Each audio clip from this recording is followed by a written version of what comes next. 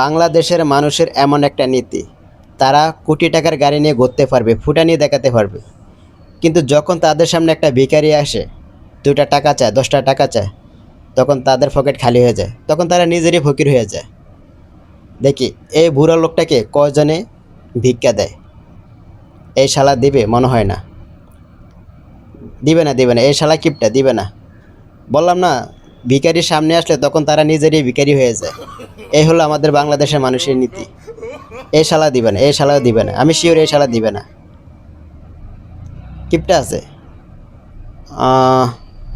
দিবে না, দিবে না।